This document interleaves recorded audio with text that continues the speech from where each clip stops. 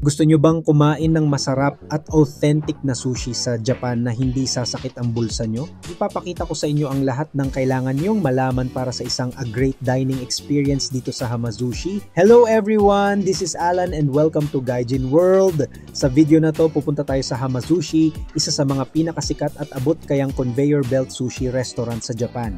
Ipapakita ko sa inyo ang step-by-step na proseso mula sa pagkuha ng upuan at pag-order gamit ang kanilang tablet hanggang sa mga special items na hindi nyo dapat palampasin. Sasagutin natin lahat ng tanong nyo. Paano kumuha ng ticket? Paano umorder sa tablet? At ano yung mga secret menu items na dapat nyong subukan? Tara, samahan nyo ako. Ang aabangan natin dito ay yung tinatawag na kaiten sushi or conveyor belt sushi. Perfecto para sa mga gustong kumain sa labas ng hindi nabubutas ang bulsa. Imagine, for as low as 100 yen plus tax, makakatikim na kayo ng authentic Japanese sushi. Kaya kung first time nyo dito sa Japan or gusto nyo lang malaman kung paano ba talaga ang sistema sa mga ganitong kainan, para sa inyo ang video na to. Medyo nakakatakot or nakakalito sa simula, pero sa totoo lang napakasimple lang po nito. Ipapakita ko sa inyo lahat from start to finish. Okay, unang-una pagpasok nyo, ito agad ang bubungad sa inyo, itong machine. Dito po tayo kukuha ng ticket para sa pila. Ilagay nyo lang dito kung ilang tao kayo sa grupo nyo. Pindutin nyo lang to, tapos piliin kung ilang tao kayo. Pagkatapos pwede kayong mamili between counter seats na maganda para sa mga kumakain mag-isa or table seats para sa mga grupo at pamilya. Since may kasama akong cameraman ngayon, table ang pipiliin natin. Pagkakuha nyo ng ticket, hintayin nyo na lang na tawagin yung number nyo. Napaka-importante po nitong papel na to, kaya wag nyong iwawala. Pinapakita din dito kung ilang grupo pa ang naghihintay bago kayo. Medyo marami-rami ang naghihintay ngayon kasi weekend, pero mabilis naman ang pila dito. Habang naghihintay, pwede nyong tingnan yung mga take-out options nila doon. Pwede kayong umorder ng mga party platters.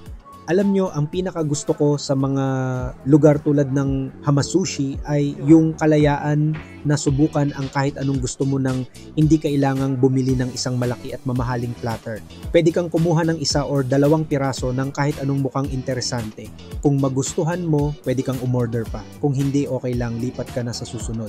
Perfecto para sa mga kumakain mag-isa, sa mag-asawa at lalo na sa mga pamilya. Yung masiglang atmosphere at yung saya ng conveyor belt ay ginagawang a very enjoyable experience para sa lahat. At yung kalidad na makukuha mo para sa presyo ay talagang kamangha-mangha.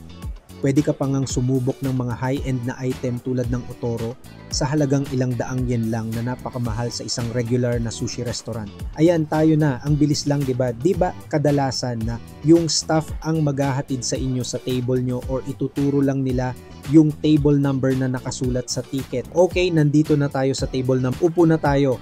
As you can see, medyo maluwag yung mga booth nila, tamang-tama para sa isang maliit na pamilya. Pag upo nyo, ito agad ang mga makikita nyo. Meron ditong hot water dispenser at powdered green tea. Ito ang isa sa mga pinakagusto ko sa mga kaiten sushi restaurant. Libre yung inumin.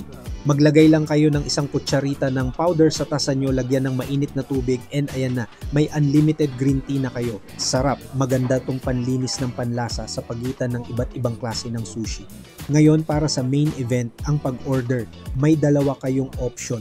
Pwede kayong kumuha ng mga plato direkta dito sa main conveyor belt, pero ang number one recommendation ko ay umorder kayo gamit itong tablet para masigurado nyo na fresh from the kitchen yung darating sa inyo.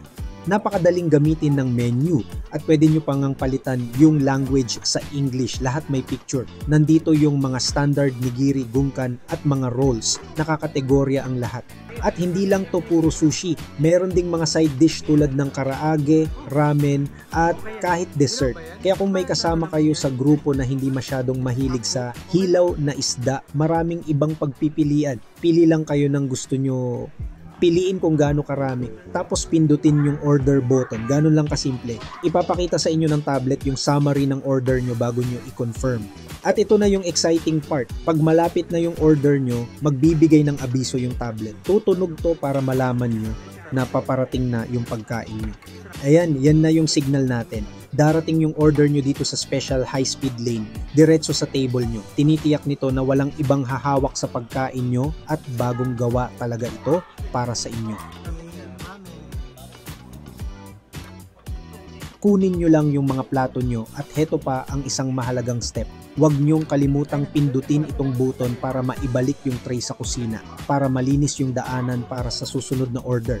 Tingnan nyo, fresh na fresh. Ang ganda ng kulay ng salmon. Magsimula tayo sa mga classic salmon, tuna at syempre tamago, yung matamis na itlog. Okay, ngayong alam na natin yung mga basic, umorder pa tayo ng iba para masubukan. Medyo adventurous ako ngayon, kaya i-explore pa natin yung menu. Isang karaniwang pagkakamali ng mga first-timer ay yung pag-stick lang sa mga alam na nila tulad ng tuna at salmon. Masarap naman yun, pero maging adventurous kayo. Subukan nyo yung mga special items of the month nila. Minsan kasi may mga seasonal fish sila or mga kakaibang gawa na wala sa regular na menu. Tulad nito, roasted pork na may mayo. Hindi to traditional pero napaka-popular nito dito. Not bad. Malasa, medyo smoky dahil sa pag-ihaw at yung mayo nagbibigay ng creamy texture. Magandang pagbabago mula sa karaniwang seafood. Yung ramen nila nakakagulat na masarap para sa isang sushi place. Maliit na portion lang to kaya hindi kayo mabubusog agad. Perfect to lalo na pag medyo malamig ang panahon. Medyo rich at malasa yung sabaw. Magandang pampainit ng tiyan bago kumain ng mas maraming malamig na sushi. Tamang-tama lang sa meal.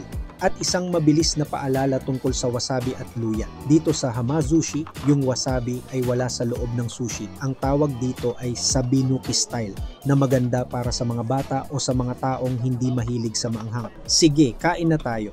Napakalinis at banayad ng lasa. Tulad ng nakikita nyo, napakadaling ma-excite dito kasi bago nyo mamalayan, nakagawa na pala kayo ng tore ng mga plato. Nakadepende yung presyo sa kulay ng plato. Yung mga standard na puting plato ang pinakamura.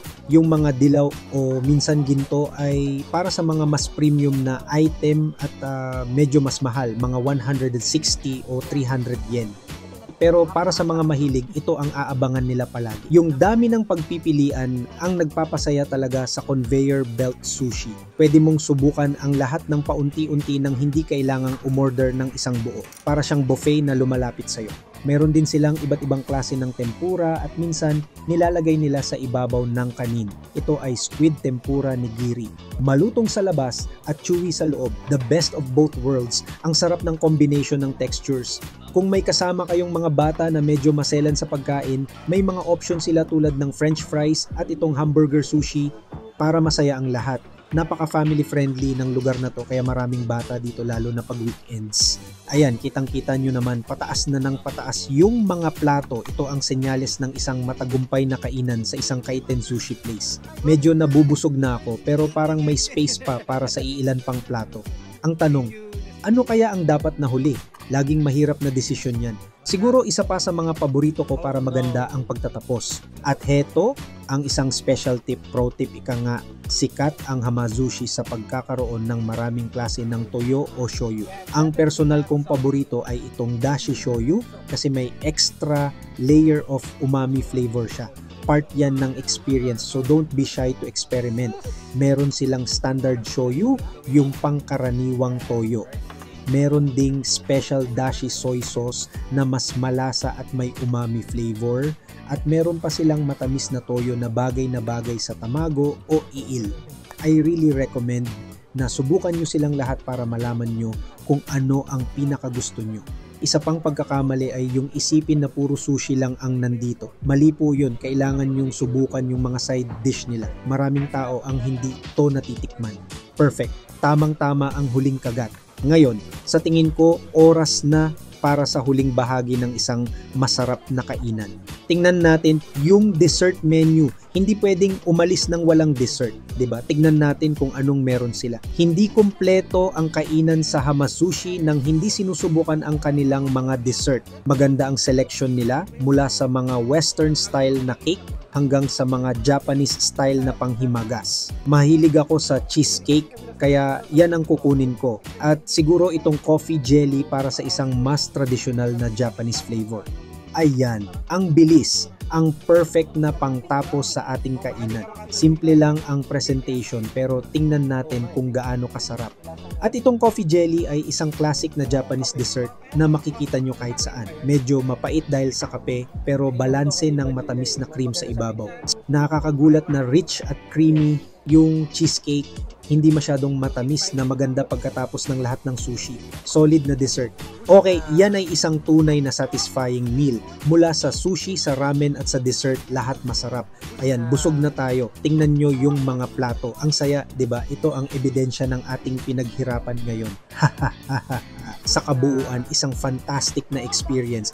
Marami tayong natikman ngayon mula sa classic sushi hanggang sa ramen at dessert. Ito yung pinakamasaya sa lahat, ang mag-explore at mag-enjoy. Patunay ito kung gaano ka-accessible ang masarap na pagkain dito sa Japan. High-tech, efficient at masarap.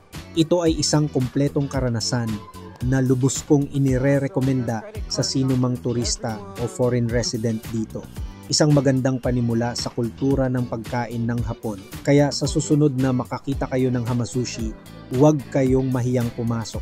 Ngayon alam nyo na kung ano mismo ang gagawin. Okay, tapos na tayo. Kapag handa na kayong magbayad, pindutin nyo lang itong Kaikei or checkout button sa tablet. Tatawag to ng staff sa table nyo. Bibigyan kanila nitong bill o token at dadalhin nyo lang to sa cashier sa may entrance. Siguraduhin dalhin to dahil nandito lahat ng information ng order nyo. So ayan na, ang inyong kompletong guide sa pagkain sa Hamazushi. Isang masaya, masarap at napakaabot kayang karanasan na sana ay masubukan nyo. Salamat sa panonood.